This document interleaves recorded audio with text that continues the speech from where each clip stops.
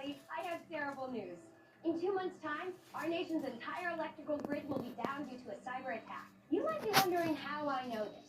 Well, last night at 10 p.m. while I was showering, my Uncle Joseph FaceTimed me to tell me that I needed to get all of the money out of my bank account. Thanks to my Uncle Joseph's timely advice, I now have $22 cash and nowhere to spend it.